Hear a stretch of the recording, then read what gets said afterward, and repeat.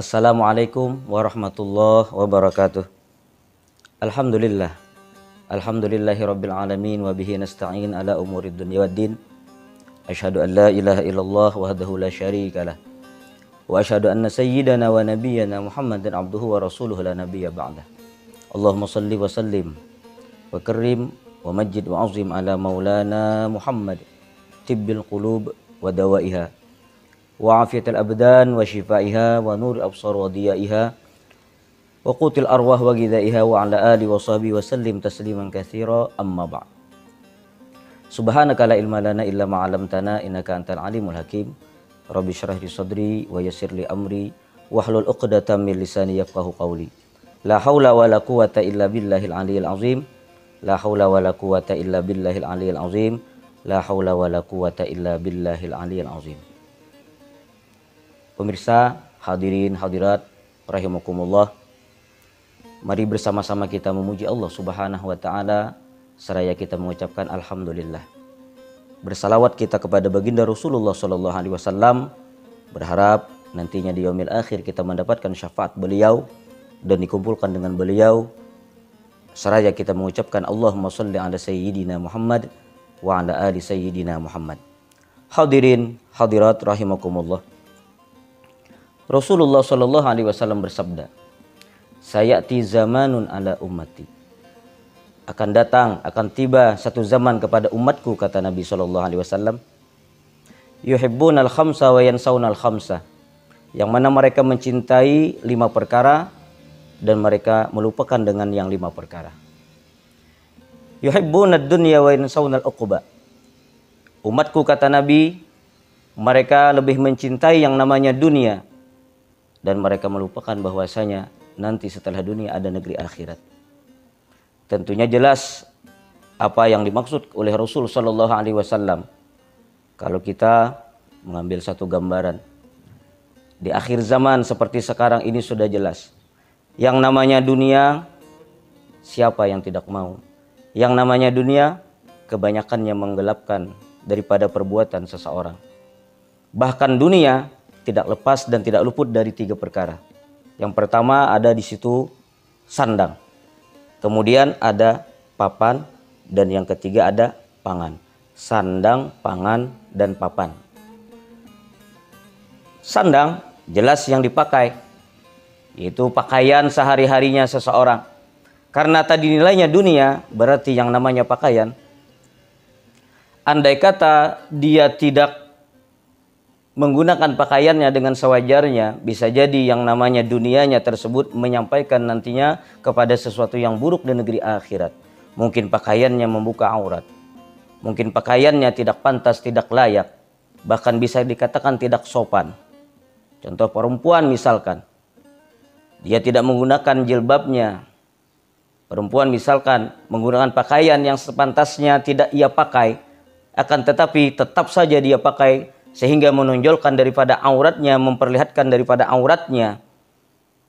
Jadi yang namanya pakaian bukan saja untuk di negeri dunia, tapi sampai ke negeri akhirat yang namanya pakaian akan diminta pertanggungjawaban di sisi Allah Subhanahu wa taala. Kemudian selain daripada pakaian ada lagi yang namanya papan, tempat tinggal. Ya, semuanya pasti mengharapkan tempat tinggal yang indah, tempat tinggal yang bagus, tempat tinggal yang mewah. Akan tetapi tempat tinggal yang sebenar-benarnya bukan hanya dunia ini saja yang kita perbaiki, tapi negeri akhirat. Kemudian yang ketiga, daripada bagian dunia adalah pangannya, makanannya.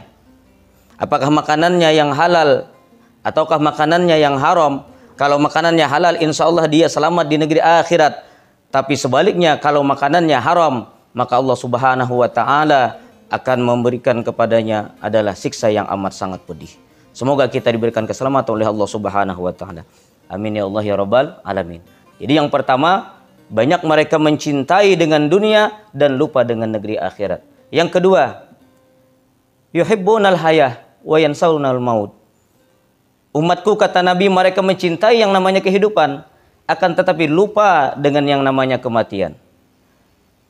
Setelah hidup pasti ada yang namanya kematian. Kullu nafsin dha'iqatul maut. Setiap yang punya roh, yang punya nafas akan merasakan dengan yang namanya mati.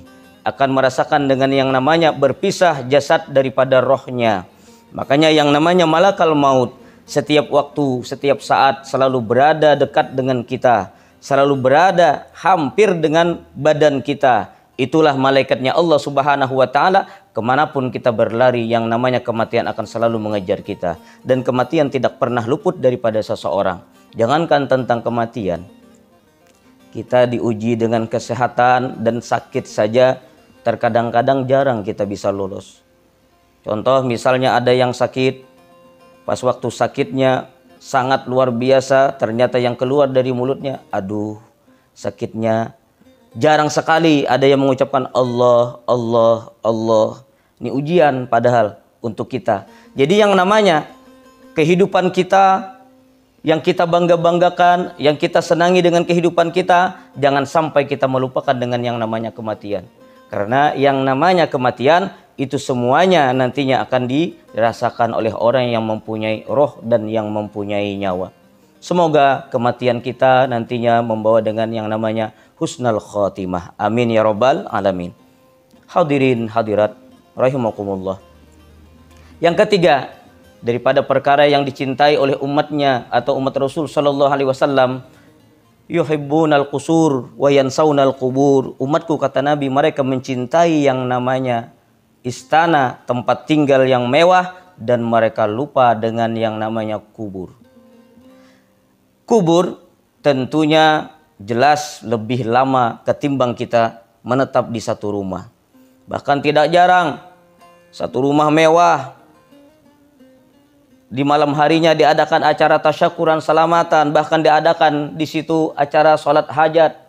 Karena besok hari, kata sang tuan rumah, ini rumah akan ditempati, ini rumah akan diisi, ini rumah akan didiami. Tapi itu ternyata kehendak Allah Ta'ala lain dengan apa yang dikehendaki oleh sang pemilik rumah. Hari ini selamatan, hari ini tasyakuran, ternyata besok harinya setelah sampai di rumahnya, bahkan belum sampai lagi di rumahnya, ternyata ajalnya sudah tiba.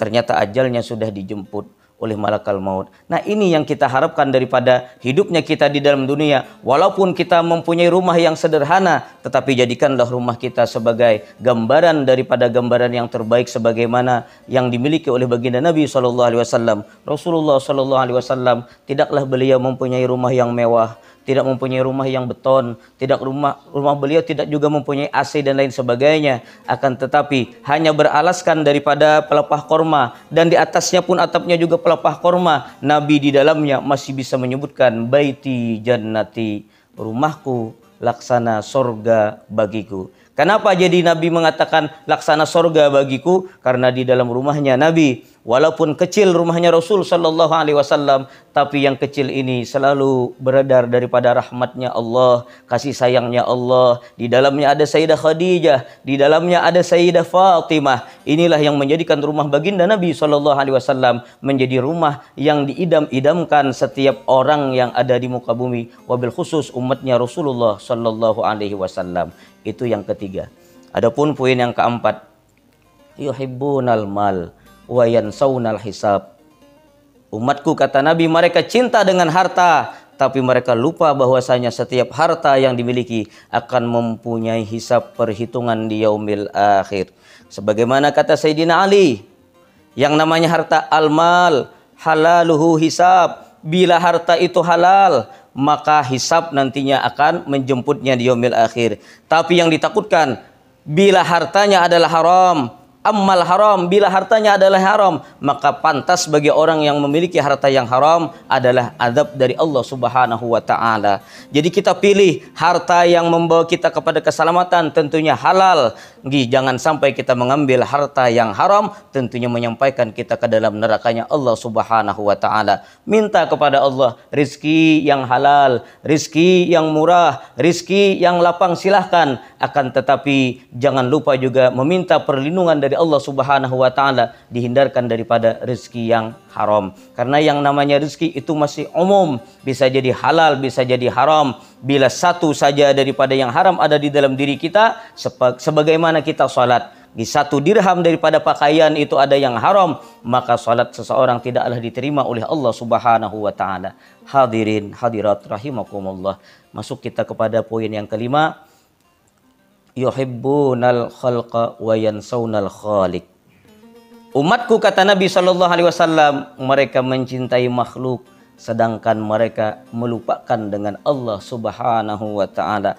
Anak ia cintai, istri dia cintai, keluarganya dia cintai, tapi dengan Allah Subhanahu Wa Taala terkadang-kadang lalai. Dengan Allah Subhanahu Wa Taala, dengan panggilan yang dianjurkan untuk kita sholat, ternyata kita masih saja mengindahkannya. Karena apa? Karena kita lebih mencintai makhluk ketimbang Allah Subhanahu Wa Taala. Jadikan cinta kita kepada Allah, jangan sampai cinta kita kepada Allah Taala ini dikalahkan oleh cintanya kita kepada anak, kepada keluarga dan lain sebagainya. Karena Allah adalah harapan kita untuk selamat negeri dunia dan negeri akhirat, dan Allah Taala yang menjamin kehidupan kita untuk bahagia dunia akhirat. Sebagaimana kita bisa mengingat kepada Allah Subhanahu Wa Taala, dengan ingatnya kita kepada Allah Subhanahu Wa Taala, insya Allah Allah Ta'ala akan selalu mengingat kita. Tidak ada ceritanya orang yang selalu ingat lawan Allah Subhanahu Wa Ta'ala kemudian hidupnya sia-sia, hidupnya terlonta-lonta. Yang ada orang yang lalai, lupa kepada Allah Subhanahu Wa Ta'ala, jelas kehidupannya akan sangat menyedihkan dan kehidupannya jauh daripada kesenangan dan kebahagiaan. Semoga apa yang disampaikan bisa menjadikan manfaat untuk kita, memberikan manfaat untuk kita semua, wabil khusus kepada seluruh ikhwan dan akhwat, santri maupun santriwati yang mungkin melihat daripada siaran ini. Kita berharap kepada Allah Subhanahu Wa Ta'ala, semoga nantinya kembali kita diberikan kesempatan oleh Allah Subhanahu Wa Ta'ala untuk bertemu di dalam ma'had, di dalam pondok pesantren kita yang tercinta ini. Amin ya Allah ya Rabbal Alamin. Assalamualaikum warahmatullahi wabarakatuh.